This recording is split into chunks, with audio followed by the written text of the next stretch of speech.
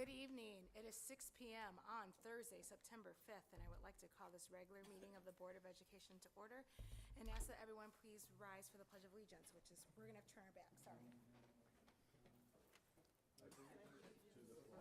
United States of America, and to the republic for which it stands, one nation, under God, indivisible, with liberty and justice for all.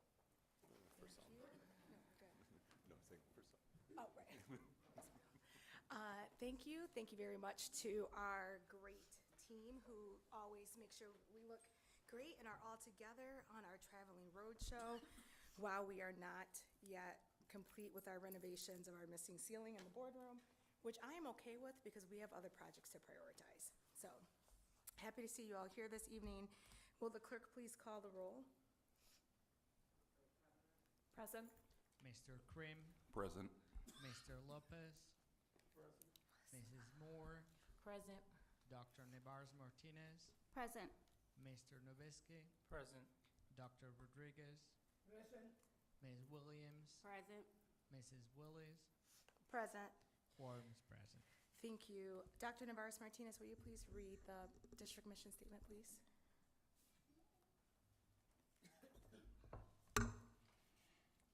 The mission statement of the Lansing School District is to provide a high-quality education and a culturally safe and nurturing environment that supports all students to live purposeful and fulfilling lives. Thank you. Any additions to the agenda? Seeing, oh, Ms. Moore? Madam President, I have a question. Sure thing. I'm wondering if we could add the discussion about our board norms to the agenda, and where would that go? We could add a discussion under discussion items. We're going to do Okay. discussion item A, board norms. And if we want to vote on them tonight, is that okay if they go under discussion as well, or do they need to go under? It would be at the will of the board if they want to make a motion. at Okay, any time. thank you. Sure thing. And if any board member needs a copy of the norms that were passed out at the retreat, let me know. Odds are my hoarder bag has an extra copy. Before we get started, and I do have copies, before we get started, and don't want to steal the thunder from the superintendent, but I have to start out by saying that I am pissed that we are convening as a board after another act of violence of a school shooting. And I was originally going to ask my colleagues if we should do a moment of silence, but I think a moment of silence is futile, and I don't want us to do a moment of silence because I'm over it. And I'm pissed. That's it. Carry on. Next, we are on to public comment on agenda items. Seeing none. Presentations. Hey, Dr. Sue Wheeler. On that note, how are things going in the Lansing School District? COVID.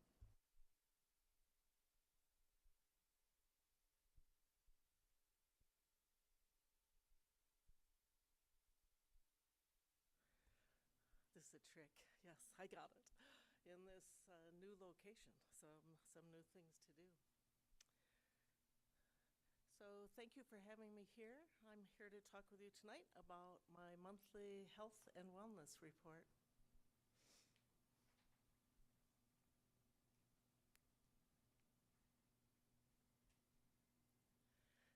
And there it is.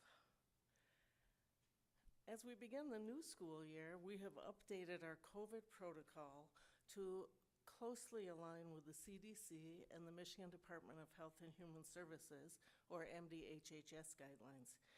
This protocol would also be appropriate for all respiratory illnesses.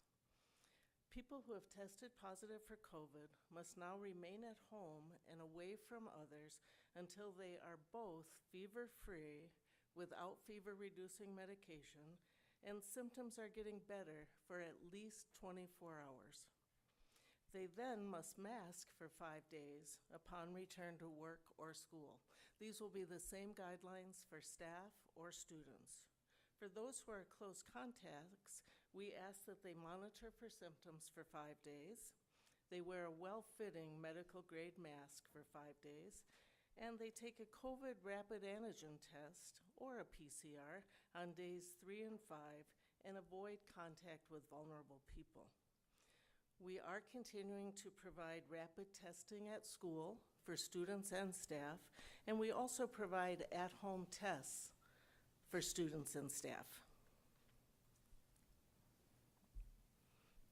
In August, our staff COVID cases rose to 19, fairly distributed across the district. This was quite expected as we returned to school and we gathered hundreds of people from different households and different locations together. Our student cases rose to 30 between August 1st and August 31st. And a little preview or pre-warning, we do expect we'll see quite a jump in September, which is due to the resumption of school and a COVID rise across the area in general. On a brighter note, the Student Development Program has released the fall schedule with our standard sessions of academic tutoring, sports-specific skills and drills, speed, strength and agility, and esports. Next week, we will see the return of our Gardner Soccer Club for soccer training, tutoring, and a good hot dinner. New programs this fall include photography, garden-to-table nutrition, and the mobile barber now providing haircuts and styling every Monday for students within the program. The program closed out the summer session with about 1,300 participants each month. Program favorites continue to be basketball, soccer, strength and conditioning, and always the good hot meal. I'm very happy to let you know that we have been awarded the Health Resource Advocate Grant, or the HRA grant, again for the 2024-25 school year. This large grant supports our medical assistant program, student development program, health and wellness trainers, health educators, and health advocates all across the district. In 2024-25, the Student Development Program will continue to grow and expand. Over the summer, we partnered with Special Olympics and will have all of the trainers certified as Special Olympics coaches by the end of the month. We hope to provide a more inclusive, welcoming program for all of the students in the district. The Agoji Leadership Program with former basketball coach Mike Garland is returning with innovative designs applying basketball and team skills to help students develop academically, socially, and behaviorally. Our greenhouse has arrived and is ready to be built and installed at the field house, actually on the field house grounds. The greenhouse will provide a unique garden-to-table nutrition program in partnership with the Northwest Initiative and our AmeriCorps service workers. Our MSU student tutors will return at the end of the month with their focus on academic achievement, developing study skills, and credit recovery. The esports program has continued to expand due to its popularity. We're now offering sessions Monday through Thursday, and they are always full. The Gardner Soccer Club returns beginning next week with Gardner teacher coaches Will Lovett and Paul Chatfield. This year, we'll continue to offer the Care Closet with BIPOC-specific health and personal care products. The closet will be open for orders on September 30th. We will accept orders for the first week of each month and then fill and distribute those orders the following 3 weeks. All students are welcome to place an order with the Care Closet. We are working closely with our district staff and community partners such as AmeriCorps, Board of Water and Light, Michigan State University College of Nursing, Ingham County Health Department, just to name a few. On October 23rd, we'll offer an immunization clinic in partnership with the Ingham County Health Department to ensure the achievement of our 90% immunization rate requirement. The Office of School Culture looks forward to the 24-25 school year with many exciting programs and services intentionally designed to support our school community in reaching their academic, social, health, and wellness goals. Thank you. Thank you. Are there any questions for Dr. Wheeler this evening? Sure thing, Dr. Rodriguez. Thank you. You're talking about the grant. How is the amount of money in the grant from 2024-25? The grant will be just about 1.5 million. So it's a large grant. 1.5 million. Yes. Great. And this grant is going to be used, what kind of the programs or what kind of for the students? Yes, this grant is used for the medical assistant program, for the health and wellness trainers and the student development program, and for health educators and advocates throughout the district. So all of the grant is designed to push out health and wellness initiatives to all of the students in the district. And that go inside of the schools? Yes. In how way? Yes, so medical assistants are assigned to every building, every school in the district. The after-school programs are supported with the student development program with the health and wellness trainers there. Thank you, Madam President. Yes. Madam President? Sure thing, Mr. Lopez. Okay, I guess this is a question for both you and our superintendent. This program is great to begin with, okay? Is the 1.5 the only funding for this program? Do you use it as the seed money for the program, or Superintendent? Sure. First of all, good evening, everyone. Thank you for being here. It's a great question. So the way that this had originally gone is this was money that was put through the ISD, and this is the first year that we're actually kind of running the whole show, as it were. This is in addition to all sorts of other health and wellness dollars that we use from our general funds, from our 31A funds. But what's really nice is that we are now the grantee from the state for this entire package. And so it's allowed us to keep our programs like medical assistants and health educators, but we would still have those regardless of the grant for things like the Student Development Center. So, you know, we have school nurses, we have Dr. Wheeler, we have the entire Office of School Culture. That's stuff that we're using general funds for or other grant money. This is particularly focused on the medical assistants, and Sue can go into more detail if you want about some of the requirements, things like we have to still have a testing program, things like that, and that allows us to continue to get this grant. We hope the state, in its beneficence, wants to do it again next year. We don't know, but certainly we're really happy to have it for 24-25. No, okay, Yes. well, that's great.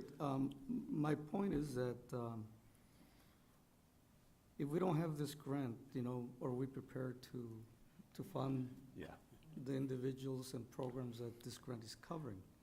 Because traditionally, or years past, we'd get a grant for 3 years, and then the program was done, and kids were left hanging, you know, Yeah. because there was no program. Yeah, I mean, I think it's a great question. We would have to understand what our budget would look like at the end of the year, if and when this grant came or not.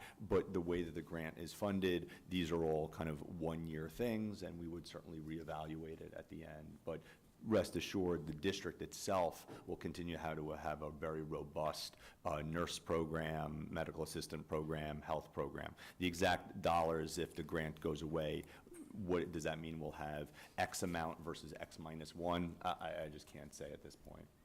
And Oh, one other thing this grant is allowing us to do is be very directed and intentional with developing community partners. Yeah. So some of this, the support for programs, we hope to continue with community partners.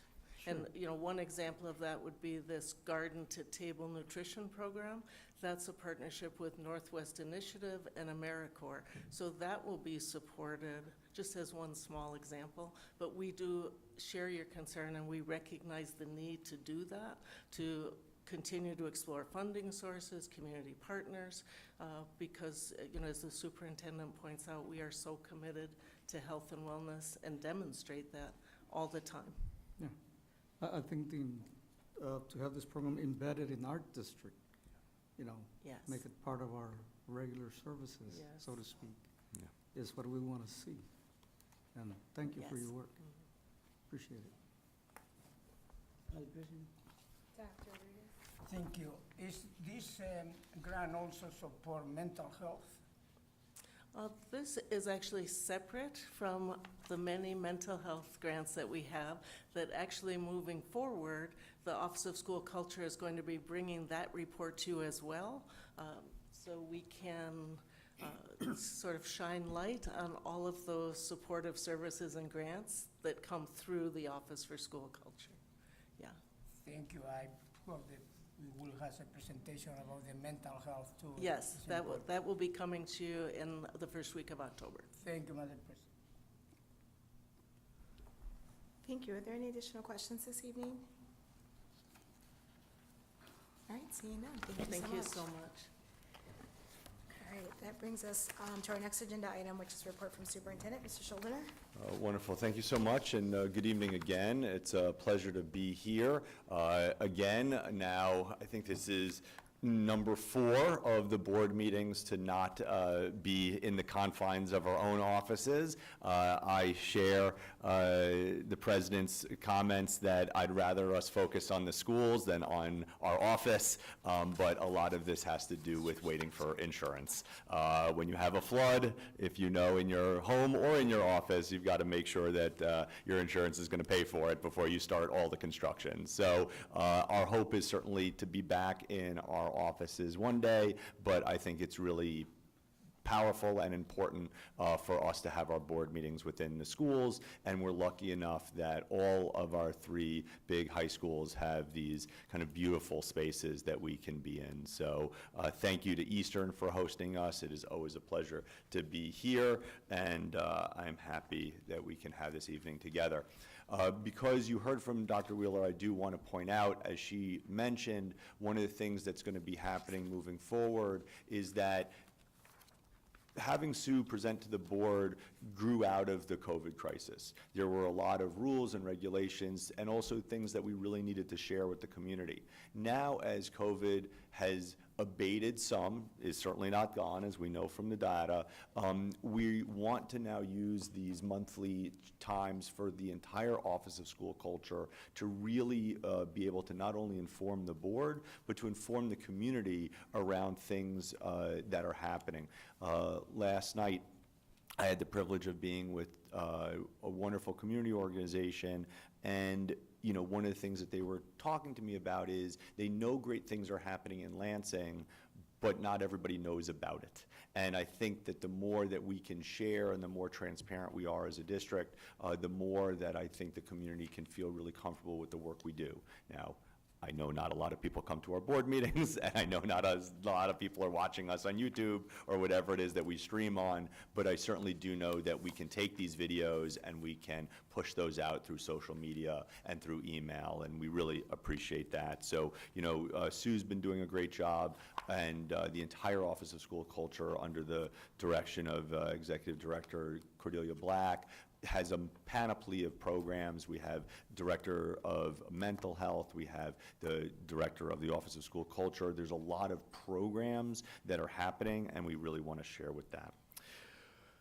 That being said, this is the first time that we've been able to talk since the kind of real start of school, as it were. the school started well, and then it got really hot. I am the first one to admit that it was pretty brutal in a lot of the classrooms. I spent Monday and Tuesday in as many of the unair-conditioned classrooms that I could. I spent most of my days there, and it just highlights the fact that this district as a whole has $1 billion worth of deferred maintenance. And, you know, I don't want to plead poverty. We are going to fix it. We are going to bring air conditioning to every classroom, but there's a lot of classrooms to do that.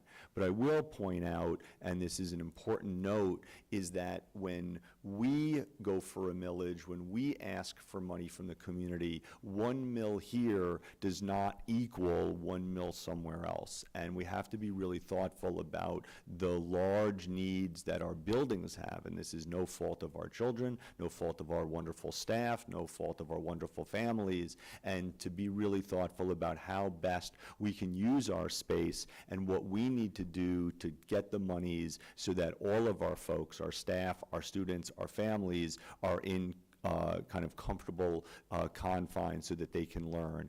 It is difficult to learn in 90-degree weather.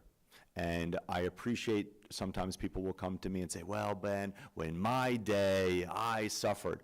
Yeah, well, the prime word is suffered. We don't want that. And so as long as folks understand that this is something that we need to work on and we need to mitigate and we need to do it as quickly as possible. The good news, and I said this in the superintendent's newsletter last week, 2 weeks ago, is that we now have 60%-ish of our classrooms and schools or number of students under air conditioning, which is great, but that still leaves quite a bit. Our hope is by the end of this year, so work that's going to be doing this year and the summer, we'll have about 75% of the district finished, and then in the next year or two, we hope to be at 100 or very, very close to that. I know that that is no solace to folks that had to deal with it while it was hot this year, but please know that we are working diligently on that. And the other good work that I can mention is that a lot of the custodial and facilities work that's being done just as maintenance as upkeep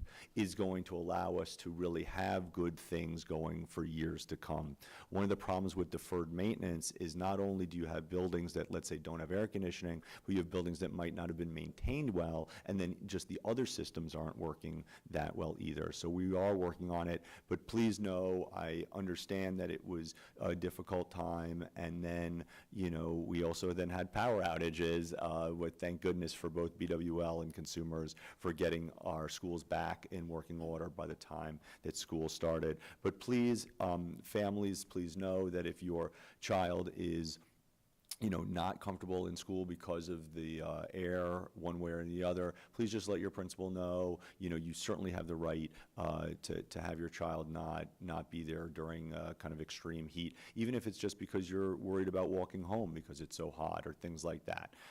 We are here to help you and support you. That's why we have the great Dr. Wheeler for our health and wellness, as well as the entire board, the entire Department of Office of School Culture.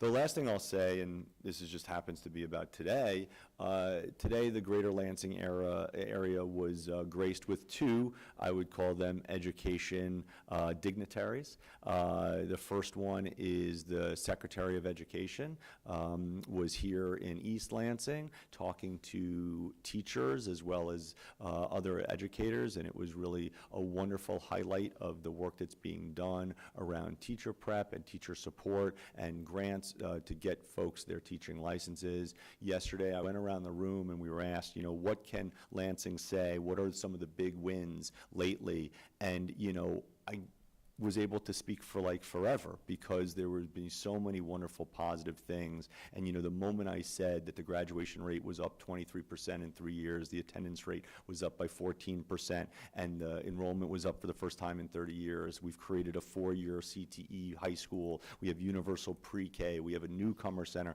The looks around that room was both awe, somewhat disbelief, but pride. Lansing is a special place that I think has been maligned way too often around the state, and when we were able to share that information with the dignitaries, it was really, really powerful. And the last person and organization I want to shout out, especially with having our local teachers union president here, the great Chuck Alberts, we were able to have the president of the NEA, one of the two huge teacher union, educator unions in the country, come to our schools, not just to say hi, but Ms. Pringle read to our children. She interacted with our children. She talked to our staff. She worked with our staff. And it was so wonderful to see a true educator who cares deeply about workers' rights and cares deeply about labor, but also, in addition to that, care so deeply about children. And so I really want to commend the NEA for choosing the Lansing School District to spend, I don't know, a couple of hours with us, with our children, and really showing how labor and management can work together for the betterment of children. It was so apparent that the president of NEA is a true educator. Just the way that she read to the kids, the way she held the book, and we were joking that, you know, in my former life as a principal, I would have graded that lesson very, very high. And it was just a great thing when you have true leaders of the field be with our children in a positive and respectful way. And so I want to thank the NEA, I want to thank the Department of Education for being in the greater Lansing area, to being with us, and to highlighting the great work. Is there a lot of work yet to be done? Absolutely. Have we made great progress? Yes. And so I hope that all the people who are watching this now or will watch it later or in the audience, that please know that the way that we continue to be better is to open our doors, to listen, to hear from you. So please, as the school starts, what else do we need to do? But also, it would be nice to hear what's going well, because if we know what's going well, we can reinvigorate those things and also learn about what else is that we need to do. So, you know, to the board, thank you for allowing us to do all of this work, and it is really being recognized nationally by some real leaders in the field. So, with that, I will say thank you, and you know, we will start to give updates in the next couple of weeks around, and to highlight the great work of the district. Madam President, it's all yours. So much. Any questions for the superintendent this evening? Madam President? Yes, Dr. Navarez-Martinez. Quick question about the heat. Were we doing anything to alleviate that for our teachers and our students, and what was that? Sure. So, you know, a lot of the stuff is school-based. You know, there were fans, there's waters. I think some schools even had popsicles. You know, all of these things that, you know, schools should be doing and should always have been doing. You know, when I look over to my left, you know, Sergio was a principal in this district for many years. Jessica, who sadly is a little under the weather, was a principal for many years. You know, these are the same buildings that we've always been in, and we're trying to use the same things. But the good news is more schools have air conditioning than ever before, but those that don't, it's, you know, we also have some schools that have some and partial air conditioning. So one of the things that some of the schools will do is move folks around. As you notice, you know, certain wings of the building become hotter in the afternoon because of the way that the sun works, so they can move them there. And the good news is, like a place like Sexton, you know, the entire cafeteria is air conditioned and part of the annex is air conditioned. We don't have students on the 4th floor anymore. We've been moving kids around. So even in buildings that, let's say, aren't fully air conditioned, we're able to put those kids. But the other important news is we do have our medical assistants and our nurses and our health. So if anybody is ever, you know, feeling flush or feeling overheated, we're able to do that. So it wasn't great, I'll be the first one to admit, but there's a lot of contingency plans that go on throughout the day in every school, even with air conditioning, because even with air conditioning, kids will go outside or they'll walk in or walk out and they can feel overheated as well. Did I hear additional questions being asked this evening? Okay. Seeing none, I'm going to move us forward in our agenda to our committee reports. Our first committee report this evening is our promise report. Mr. Lopez. Thank you, Madam President. Short report today. Yesterday, the executive board met of the promise, Among the items we discussed or looked at was the finance. The audit has been completed, and we're going to see that at our upcoming meeting in 2 weeks. We also discussed the work of Promise and the school district. We talked about ways that the Promise is a support system to the district. And so there's a real tight closeness between the district and Promise. And we looked at ways that we could, that the Promise could continue supporting that. And one thing that was mentioned was that there's a lot of things happening in the district, so Promise needs to know what is going on so that they can know where the support is needed. So we talked about that for a little while. And we also reviewed the board membership, looking at vacancies and how to fill those vacancies and who would be the most appropriate folks generically to fill those vacancies. And one thing that we talked about is that we're looking forward to our superintendent's visit to one of our board meetings so that you can share all the good news with the Promise, and then the Promise can support the district where requested and where possible. So that was exciting. So those are the 4 points that I just wanted to share with you. It was not a regular meeting. So if you have any questions, but that's what we did yesterday. Thank you. Are there any additional questions for Mr. Lopez? Madam Chair.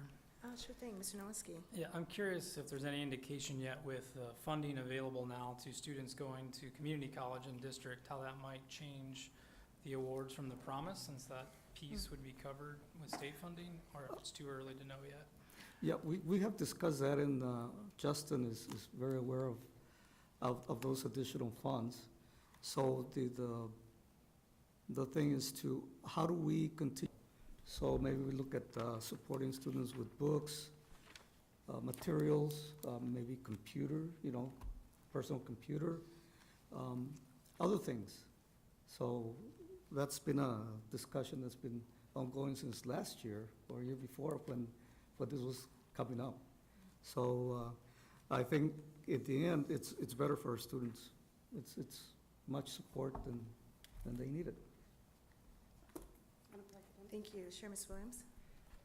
Is there any way that while students aren't going to Promise schools, if they are a Lansing student, that maybe the Promise could possibly get them a computer or give them a stipend for books when they go off to their respective college because they are a Lansing school graduate? Is that something we can look at possibly? I think it could be. I think we take it on a case-by-case basis. And I think that staff at Promise is willing to consider and see how it fits into the program. Yeah, any opportunity to explore non-tuition related access to funding, but towards education materials, that would be interesting if the Promise has the capacity to do that.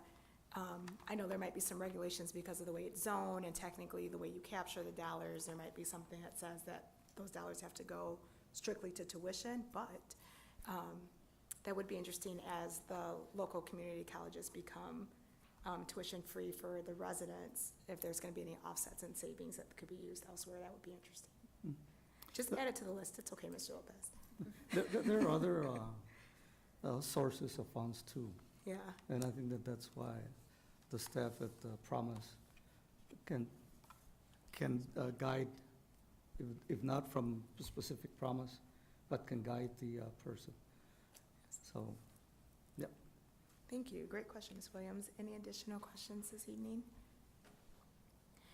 All right, seeing none, we are going to go to our next committee report, which is our Personnel Committee. Mr. Nowinski? Thank you. The Personnel Committee met on Friday, August 23rd. Trustees Lopez, Moore, and I were present, along with our Chief Operating Officer Slade and HR Director Ross. Staff provided some reports on the following topics. First was recruitment and hiring. as we'll get to in the full report of staff changes. There are some teaching vacancies to start the school year, but that number of vacancies is far fewer than in recent years, so that's very encouraging.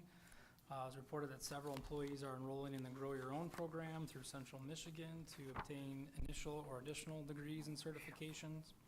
And there were some ideas shared about adding links to the district website for positions available through contractors rather than the district directly, so people could easily find out how to apply for those, things like food service and bus drivers, custodians. And for, now that we're into the school year, providing tools for building principals to promote open positions through school-based communications like newsletters and family teacher organizations, particularly for assistant positions and things like that that are open where families might be interested. And there were a few questions about specific position postings. Next, we looked at staff orientation, training, and retention. There was an overview given on the August new hire orientation sessions, which were structured a little differently this year, and the all-staff training that was provided, along with some discussion about the feedback that was received from staff after those sessions. The committee requested that the staff feedback from the orientation be shared with the committee for additional analysis in future meetings. There was some discussion about a gap in orientation and training for some staff members that are in unique positions over different buildings or specific roles that don't really fit into traditional categories, and HR leaders are kind of aware of that and addressing that for the future.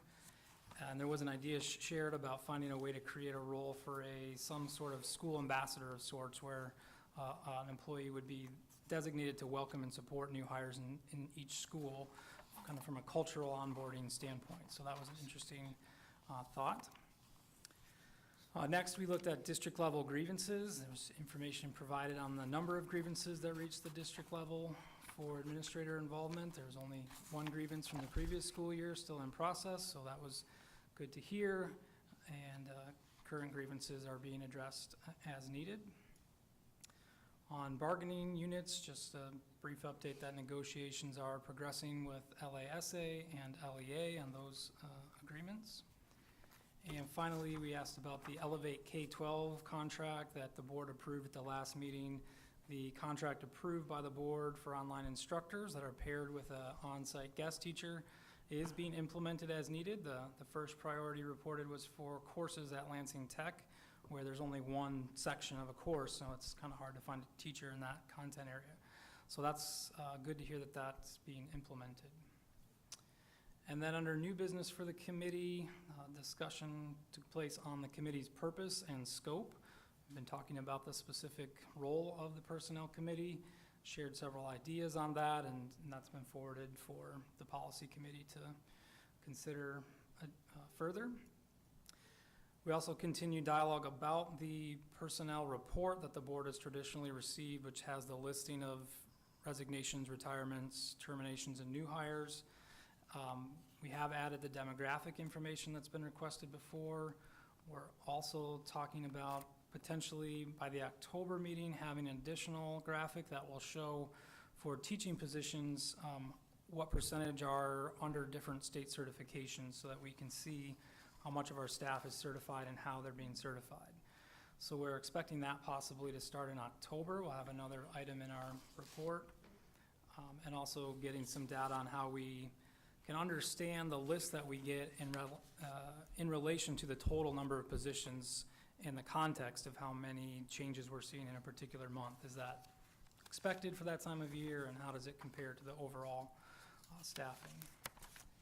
And then finally, we had a brief discussion about how do we appreciate staff, what discounts, perks, things could we do to, kind of attract employees. And then on that topic, we just talked about the welcome back event that was held for staff just prior to the first day for students, and how well received that was. Since the committee meeting, we have received the list that's in the board packet, as was mentioned, of all of the resignations, retirements, terminations, and new hires. It's quite lengthy, as to be expected for August, when many people make their decisions about the school year, many people leaving the district and many joining the district. So we didn't review that at the committee, so additional questions can come up tonight. And then just recently, we did receive a response on the question that was raised the last time we talked about this on whether or not the board needs to act on any of those personnel changes. And the report from the attorney provided stated that tenure is granted by statute as long as the requirements of the Teachers Tenure Act have been satisfied. So board action to grant tenure is not legally necessary. However, we are aware that many boards still continue to do this to give recognition to the teachers earning tenure at the district. So based on that guidance, would be my recommendation and request, and I think staff as well, to remove the approval of the personnel report from the consent agenda and the agenda, and that we instead just recognize people who are receiving tenure as a board as opposed to acting on it. So we'll need to talk about that before we get to the item on the consent agenda. That concludes my report. Thank you, and I do see board policy 3120 is our policy that says that the board shall approve, what does it say? The board shall approve the employment of professional staff. That's where that policy is. So, and then it says shall approve the employment, and then when not covered by the terms of a negotiated or collectively bargained agreement, fix the compensation and establish the term of employment for each professional staff member employed by the board. So I was looking at that. I did see the correspondence related to us not necessarily having to grant tenure. And certainly we don't need to have an acknowledgement to receive a report. We can just receive the report. There doesn't have to be action to receive a report. But I'm just concerned that until we amend our policy, that I don't want to remove it from the agenda. So we're not actively violating our own policy. But that's just my comment. I don't know if there's any other questions or comments this evening. Dr. Kavanaugh. Thank you for your report, Mr. Nowicki. I know that we as a board and as a district have been endeavoring to have faculty and staff that more closely matches our student population in terms of race and ethnicity. So I really appreciated that we now have that breakdown. And I did some stats, of course, and I found that the percent of people that we have lost from the district who identify as a racial or ethnic group other than white was 35%, but the percent that we hired, who we've brought on this year, who identify as a racial or ethnic group other than white is 39%. So it's nice to see that we're making strides in that area, and I'm glad that the personnel report will now include that information. Thank you. Any additional questions this evening?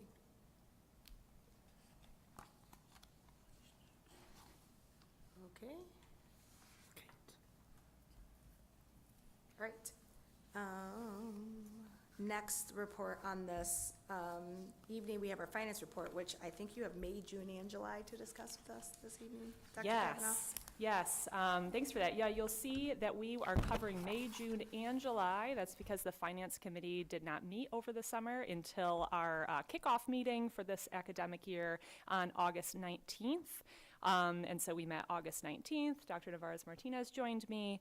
And for those interested, our next meeting will be Monday, September 16th. So that's why you see during the academic year, we meet monthly, and then during the summer, we take a month or two off. So that's why we're covering 3 months in the Treasurer's Report today.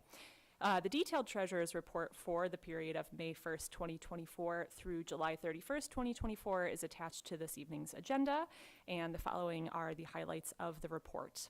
The beginning cash and investment balance was $61,402,962.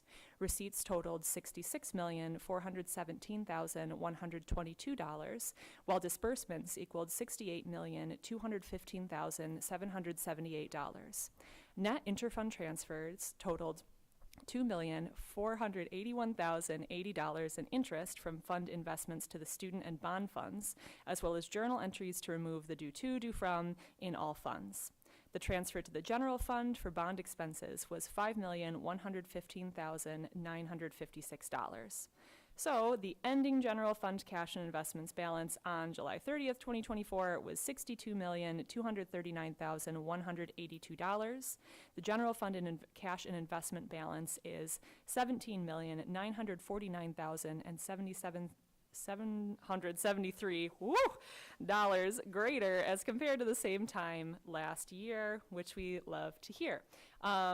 I also want to highlight some donations that we received. Remember that this is for a 3-month period, and so our total is a bit higher than we'd expect for 1 month. So our donations totaled $10,515.73.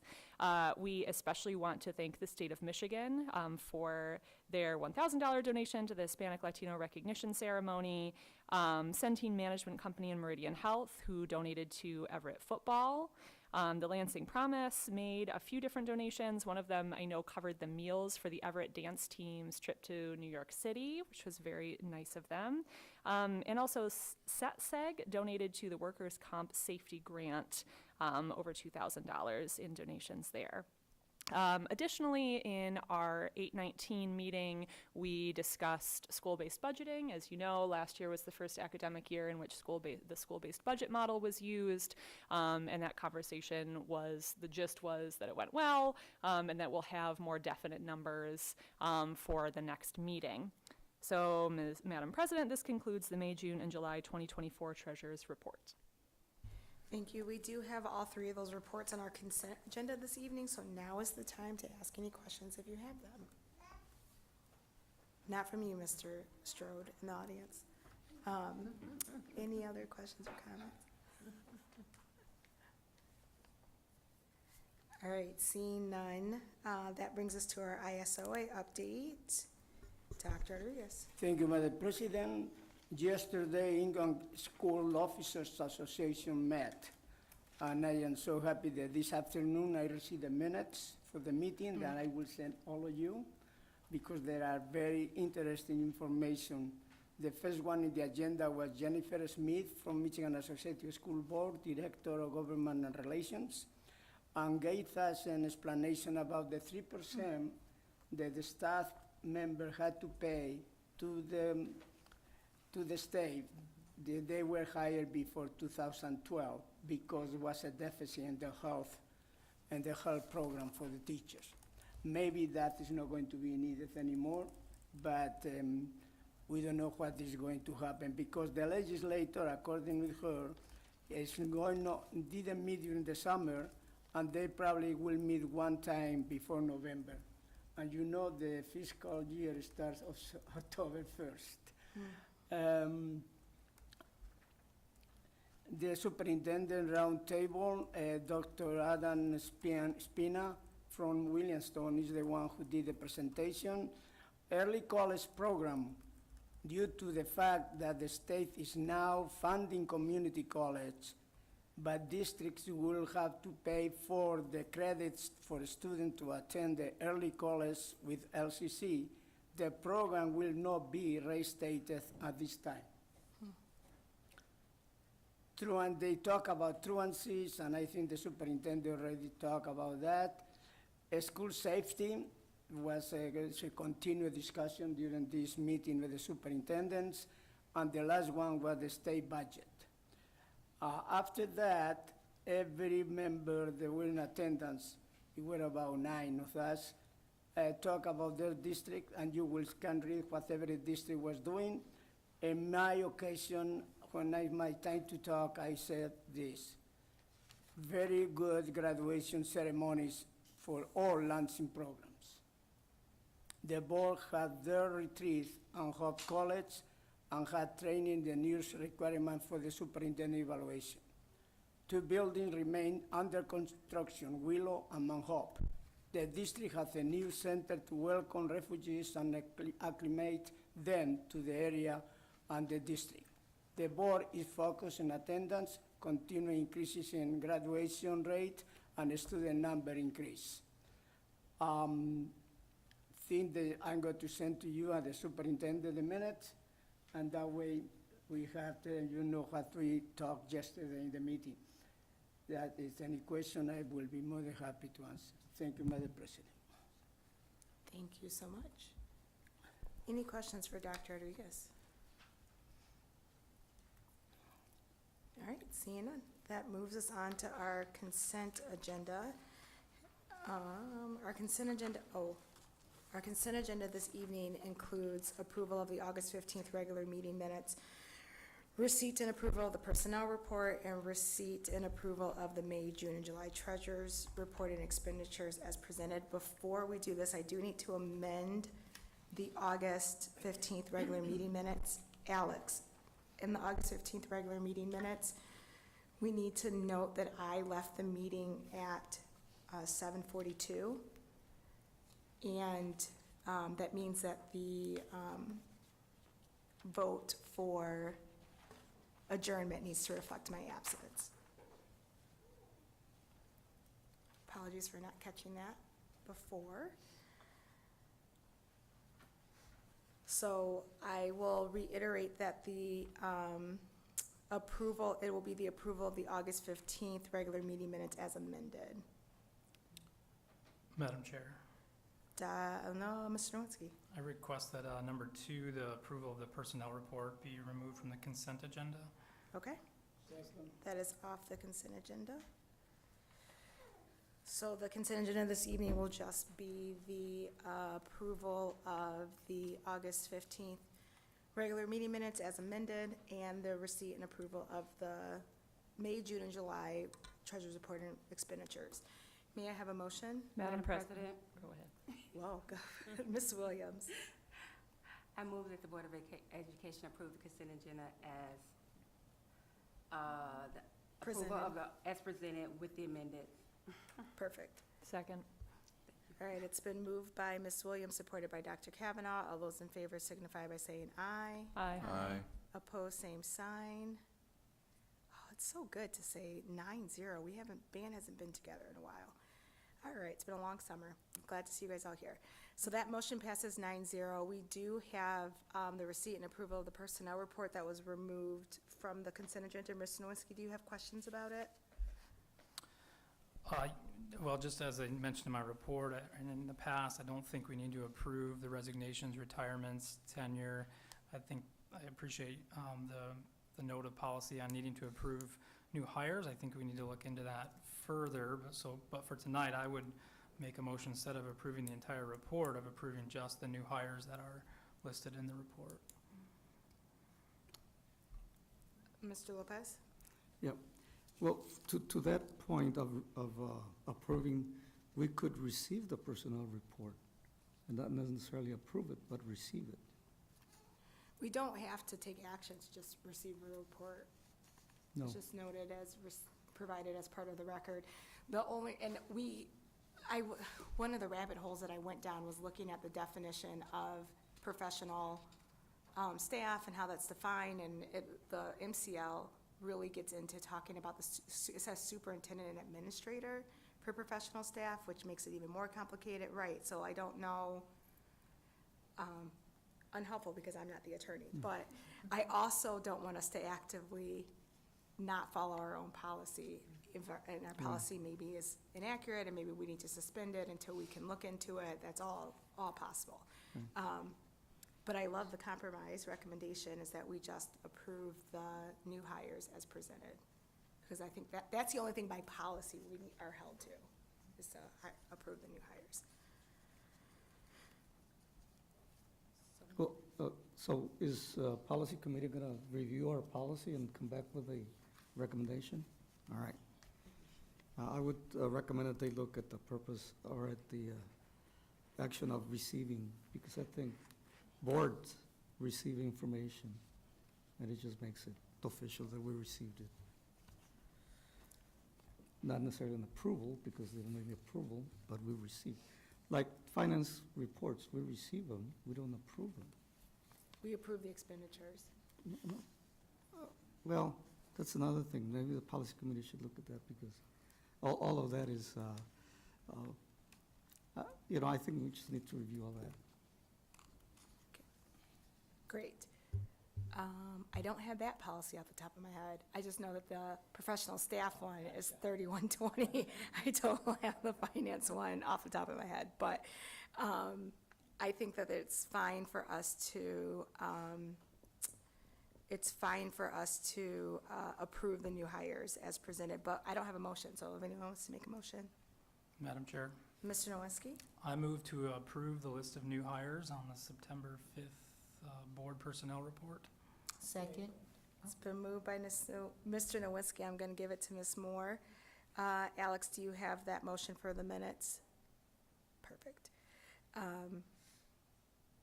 Now that we have a motion on the floor, any additional questions or comments?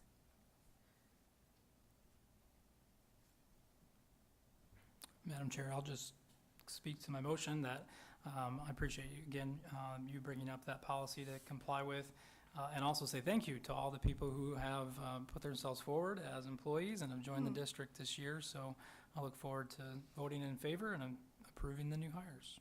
Wonderful. Thank you, Mr. Nowinski, and thanks for getting that background information on the tenure. That was helpful as well. Okay, any additional questions or comments this evening? See none, all those in favor, please signify by saying aye. Aye. Opposed, same sign. Motion passes 9-0. That brings us to the next item we actually have on our agenda, which is new business. We need to appoint a new FOIA coordinator. May I have a motion? Madam President, Dr. Kavanaugh? I move that the Board of Education appoint Alexandra Fulsay to be designated as the Lansing School District FOIA Coordinator. Second. It's been moved by Dr. Kavanaugh, supported by Mr. Krim. Can't get rid of us now, Mr. Folsey. Any questions or comments this evening? So we're going to pile so much on Mr. Fulsey that I don't know if he's going to have enough time to do all of this, especially Travel if assistant. FOIA's or time consuming. I will say that one of the benefits is having a single point of contact allows us to have better continuity with the enforcement of the statute, which can be very complicated depending on the record requested. So, and Alex has a very keen eye to detail that will likely keep us out of courtrooms, so. Yeah. Any additional questions or comments? Madam President, did we give him an option? No, actually. Just kidding. I just wanted to make sure he had a small I option. mean, maybe. Yeah. Do you accept, Alex? Great, thank you. All right. Any additional questions or comments this evening? All right, seeing none, all those in favor of appointing Alex Fulcher as our new, Alex, did I say your last name right? Say it. Folk. Fools, yeah. Fools, like you're fools. The more you know. Alex Fultz, thank you so much. And all those in favor signify by saying aye. Aye. Opposed, same sign. Thank you so much. Next item, we have an item added to the agenda this evening, discussion around board norms, which if board members will recall, we had a board workshop back on April. Our April retreat. Our April retreat, and we discussed with our moderator from MASB a set of board norms that we would hold ourselves accountable to. We've had a couple retreats and meetings and conversations around our expectations as board colleagues, and it was April 20th was the date of that retreat. And so we have a request to discuss board norms this evening. By Ms. Moore, I'm going to turn over to you. Thank you, Madam President. And I don't know if we really need to discuss. I really want to just make a motion so we can put it on the floor unless our other board members have anything to say about our norms in our discussion. I know I brought it up at our June 6th meeting. We talked about it. So at this time, I'm just going to make a motion. I move that the board accepts our norms that was actually developed in April at our retreat. Second. Okay, so if we are going to say that there's a recommendation to adopt the board norms that were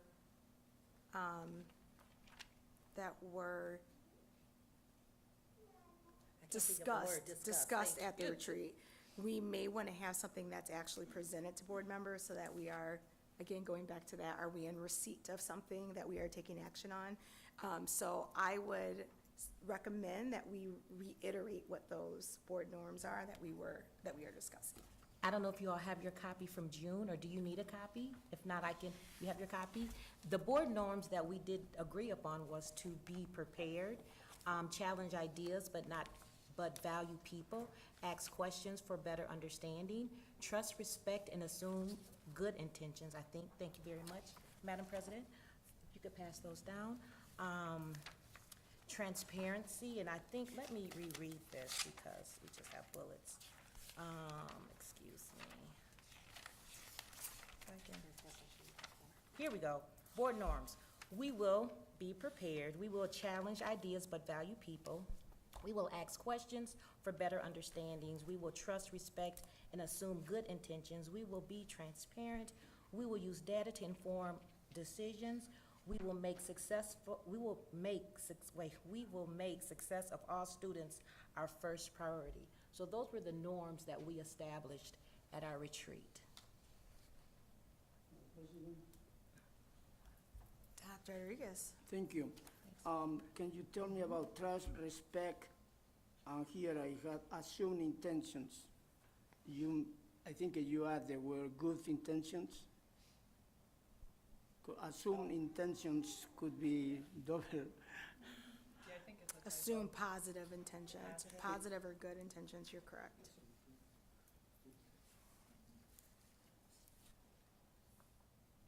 Or no assumed intentions would be better. You know what happens when you assume.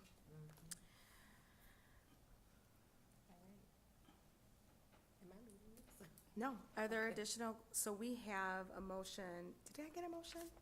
Yes. Ms. Williams, Trustee Williams. It was Moore and Williams? Thank you. Yeah, I did, and she seconded. Thank you. Sorry. So we have a motion on the floor to adopt the norms as we discussed at our April 20th meeting. Are there additional discussion that the board would like to have this evening? How is going to read? The assumed intention, or how is that going to read? Assume positive intentions.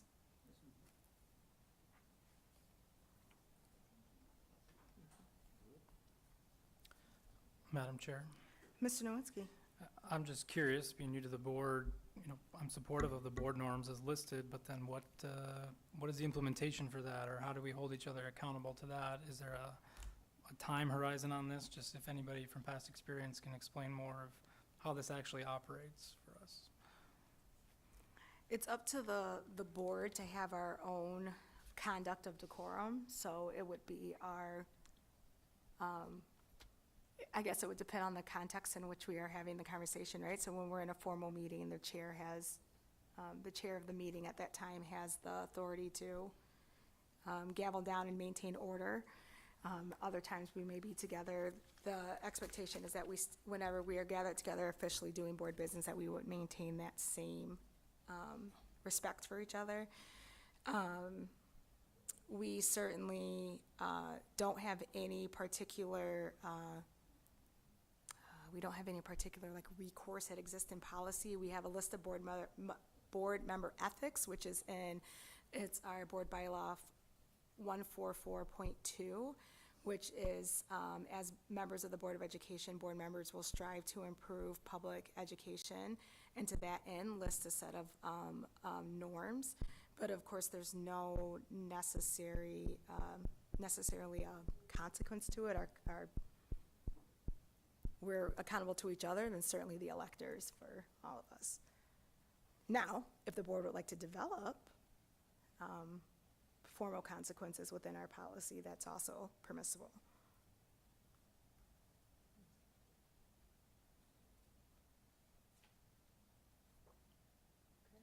Did that answer your question, Ms. Nowinski? I'm sorry. Yes, I think, Okay. I mean, it's helpful. Sorry. I think there are more questions in my mind, but that was helpful. Sorry. Are there any additional questions or comments? What I would ask is, what we could do is we can get a laminated copy of the board norms that can travel with us, I guess, for now, and then they can live at our horseshoe once we're back in our boardroom. I think it's just will serve as a reminder of how we can hold each other accountable Madam President? Oh, excuse me. Mr. Lopez. Yeah, okay, so I'm having trouble hearing and understanding what you said about trust, respect, and assume positive intentions. I would just like to take the word assume out, because you can assume a lot of good things and then they don't happen. I think if you just say trust, respect, and positive in something else. Okay, does anyone support that amendment? I guess I'd seek clarification. So this is to change it to state simply the board agrees to trust and respect positive intentions. You know, I would just stay with trust and respect. But I think, Mr. Lopez, in this case, trust and respect are being used as verbs, not nouns. So in order for the sentence to make sense, it would need to be trust, respect, and then there has to be another verb before positive intentions. Trust, respect, and positive intentions. Yeah, I just don't like the word assume. I think in the assumption, in the word assume, the assumption is every time we have a dialogue that no matter how, the relay could seem difficult, but the assumption is to be a positive intent. So let's just say I'm disagreeing with you, but my tone may not appear to be that I'm disagreeing, but we haven't, so the word assume is everything that we're doing is going to be positive no matter how it's projected per se. That's why that assumption or assume, I guess, that's from the way I read it. Leave it up to the rest of the board. I've said what I was gonna say.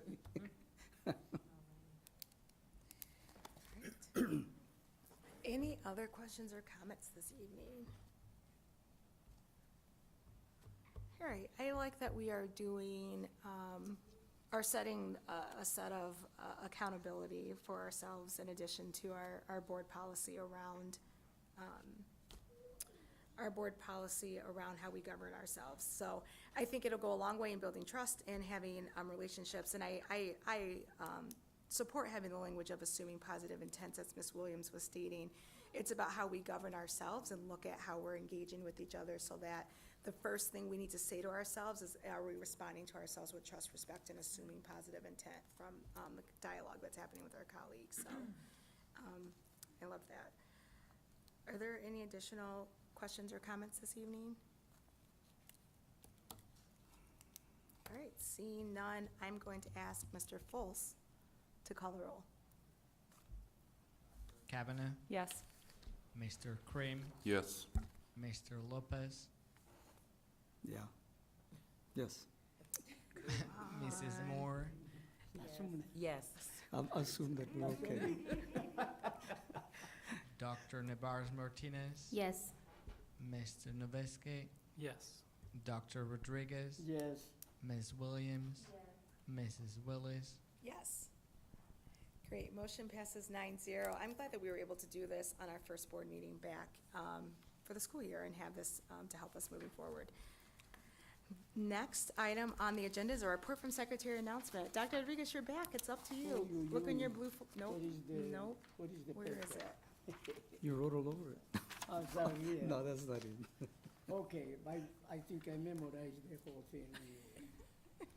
At the next board meeting will be, the next board meeting will be September, what is today, 5th, 12. 12, and that will be ISS meeting, informative meeting, and then the regular meeting will be September 27.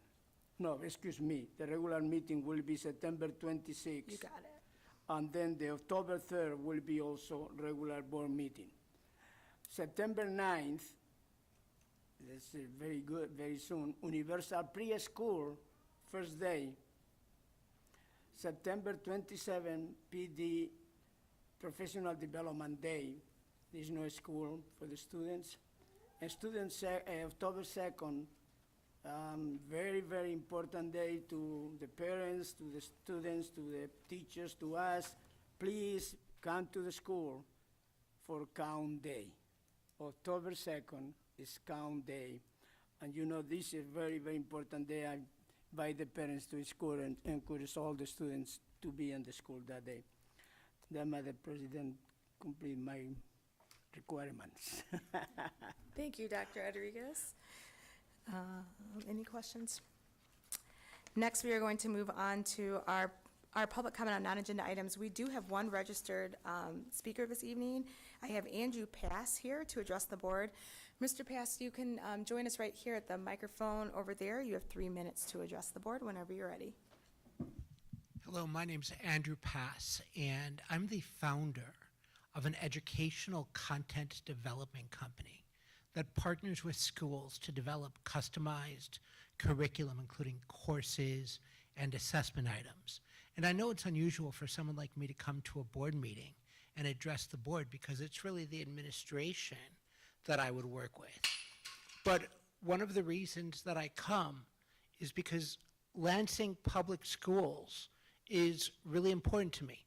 And if I had any intention of doing business with the district, then I need to care about the district and show up and learn what's happening. And why am I in this? Why am I doing customized content development? My own son, Michael, is now 29 and thankfully on a really positive trajectory. He's the smartest kid I know, and he really struggled with school. He dropped out of high school, got into drugs, and his life was in the balance far more than I would care to think about. And when he was in high school, before he dropped out, I said if he was only 10 years younger, because if he was 10 years younger, the curriculum would be so much stronger and he would engage in it. And now I want to help school districts accomplish that objective, catch the Michaels, give them things that are engageable, and make it exciting for them. We've been in business for 15 years. We've been working with publishers and providers. But when you work with publishers and providers with the kind of company that I have, you do what the publishers and providers tell you to. You don't do what the school districts want. And we now use artificial intelligence to gather the input from teachers as to what they want in the courses. So the teachers are in it. They matter.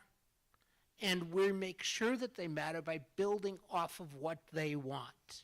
So it's really a win-win because the students see their own community in it. The students see themselves. Lansing is different than New York City. It's an urban center. But when I was at Michigan State, there was no subway in Lansing. And I still don't think there is. So the district needs to be represented by what exists on the ground. So the kids are present, the scholars are present, as are the teachers. And thank you for having me at your board meeting. And it's a pleasure to be here. And I know I have to work with the administration. Thank you so much. Thank you for introducing yourself. Next on the agenda is comment from board members. Are there any board members that would like to make comment this evening? Ms. Williams?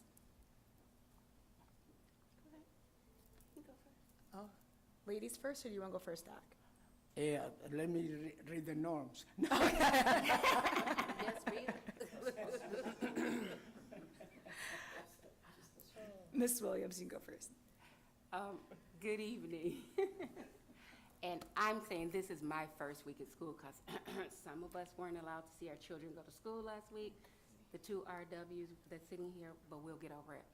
But it was great being in this building this week. I got to see a lot of the kids that were going to career tech. They were excited. The joke was the mommy of the building is back, which actually meant a lot to me being a parent in this school. Mr. Carruthers, their NWE scores are going up. I think on Tuesday or Wednesday they were at 88% testing, so congratulations Eastern so far. They're doing well. congratulations to the comm department, even though we're trying to figure out why my stuff still keeps going to spam, but Ryan and I are gonna work on that. So congratulations as the year's going. I'm liking everything that's happening this year. The newsletters, all the communications, how the parents are coming out more and talking more as they're seeing us in the community. They don't necessarily know that we're board members, but they know that we're parents and they're excited that we're working for their children and working with their children. So let's keep the momentum going as board members, but also as parents, because many of us are parents. So congratulations to all of us, and let's have a good year. Thank you, Ms. Williams. Dr. Rodriguez? Thank you very much, Madam President. I was invited yesterday also to be represent in the meeting with representative of Secretary of State, Dr. Miguel Cardona, that today is here in Lansing. And yesterday he couldn't be there because he was in Wisconsin. With me, I was represented as a board member, all of you and all board members. Over there with us, there were the Michigan Association School Board President, Michigan Association of Principals, Michigan Association of Administrators, the PTA of Michigan, also representatives from the Governor's Office, and two superintendents. Our superintendent, by the way, he did a great job, and the superintendent for Waverly. We talk a lot about money and money and money and how much money and money and money we need to educate. And I was the first one talking, I don't know why, but I was the first one, maybe because I am older enough to know what to say. And my concern was, first of all, to thank public education, and thanks what we had today in administration in this country. We can have public education. If we go to another plan or program, probably we won't be talking about public education in that way. The second that I emphasized was the professional development for teachers.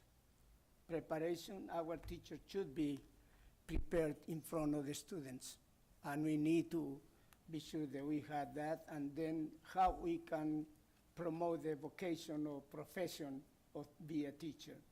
That was my 2 cents to the whole meeting, and I will continue working with Dr. Rice and remind them that we need to receive information that what happened at this meeting. Not just have a meeting and after that we come back to the same. Then thank you very much, and I was a person to represent all of you as a board member. Thank you, Madam President. Thank you so much, Dr. Rodriguez. Thank you for that report. Any additional questions or comments from Mrs. Lopez? Yes, it's more a question than a comment, but, you know, through the years, we've talked about colleges that have teaching schools, MSU, Central, and others. And we've talked about the education teachers receive. And we're talking about how can we help those institutions train teachers to serve on urban school districts. Has there been any partnership to look at what they teach and how they teach and what they expect their teachers to know? Go ahead, I'm asking you more so than anybody. No. Well, I mean, first of all, I really appreciate the question because fundamental importance of a school district is to have a collaborative relationship with the institutions that are training our teachers to become teachers. So with our Grow Your Own grant, we are working with Central Michigan, making sure that we're in touch with their professors as well as their programming. We do not have, I would say, a relationship where we're actually impacting the curriculum. that's happening in the classes, but I think that's something that we've kind of highlighted, is how can we possibly have classes that maybe are more about Lansing. But I will say that our relationship with MSU, because they are so close and we have a much stronger relationship now than we did when I got here, we are engaged in, I would say, initial conversations around working with the Graduate School of Education and actually using our schools as a pilot for the work. And, you know, it's very nascent, but I have to give a lot of credit to Dean Jackson of the Graduate School of Education. He and I have been talking extensively around ideas like this. And in fact, just today, I met with 2 professors who won what's called a Triad grant, where they're actually going to be working with our schools to help increase our student achievement. But with that, they'll be working with our teachers as well. And so some of them will be new teachers, some of them would be student teachers. So we're trying, you know, as a former professor or recovering professor, as it might be, we do know that they're large institutions, and changing curriculum will take time. But I really appreciate you bringing it up, because to work in Lansing, you would want to make sure that the years they're spent in higher ed are focused on how to work in Lansing. So I'd say we're starting that, and then our hope is to grow it. Good to know. And one of the things is that MSU, being the institution of higher learning, you know, our promise scholars go there. And so to other institutions like Olivet, and so it's important that we make those connections and try to impact in that form. Thank you. Madam Chair. Sure thing, Mr. Nowinski.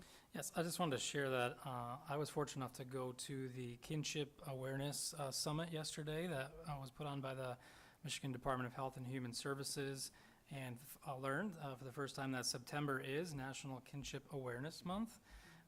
So there are many families out there. Kinship care is defined as full-time care of nurturing and protection of children by relatives, members of their tribes or clans, godparents, step-parents, or any adult who has a kinship bond with a child. And that's a relatively new and more broad definition than it has been in the past. So a number of our students, I'm sure, are in these situations where they don't fall under traditional foster care or biological or adoptive families. And often these families struggle finding resources. That was kind of a highlight of the conference. But there are many available, many more than have been in the past. I know the district makes many efforts through the Office of School Culture to reach these families, but we have to know about them and able to help them get access to that. So anybody listening, to staff and students, help us know what your situation is so that we can get you connected for many things like housing and finances and food and clothing. The department really wanted to stress how much more is now available to kinship families, even outside of the traditional systems. And there was a great keynote speaker who talked about his own challenges in his life and focused on the importance of connections and belonging for all humans, and how his own story, it was his school that saved him from the abusive situations he was in, and he ended up finishing his last 2 years of high school living with a coach in a kinship relationship, and that allowed him to play college football and go to the NFL and become a dynamic speaker now. So it was encouraging to hear, and just wanted to uplift that for the district and the community, to highlight those families who are in that situation and to let them know there is support and resources available. Madam President, I do have a question. We talked some time ago about mandatory reporting training for everyone by 11/20/2024. Has there been any movement on that? Can you give me some more context? So it was mentioned back in May, and it may be a question for Sergio, that any W-2 employee in the district by 11/20/24 would have to go through mandatory training. There would be modules available. Have we heard, has there been any movement or anything on that? I don't know, but if Mr. Keck, if you're not prepared to answer that question today, it's okay, we can take it back. Okay, thank you. I know that there's statutory requirements for who's obligated as a mandated reporter, and then I don't know if we had additional school code requirements. Okay, any additional questions? Dr. Navarez-Martinez. Yeah, I also wanted to bring up an awareness thing. September is also National Suicide Prevention Month, And I just wanted to, put it out there that we have a crisis, specifically men in our society are in crisis in terms of suicide rates, and that if we have anybody, in our district, teachers, students, anyone who's struggling, we have resources. You can call 988, and there's always someone willing to help, and you're not alone. Thank you. It's okay to say. Isn't that one of the taglines we have out right now? Okay. Any additional comments from board members? All right, seeing none, may I have a motion to adjourn? Madam President, I move that the Board of Education adjourn. Great. It's been moved by Dr. Kavanaugh, supported by Dr. Rodriguez. All those in favor signify by saying aye. Aye. Opposed, same sign. At 7:25, we are adjourned. Thank you.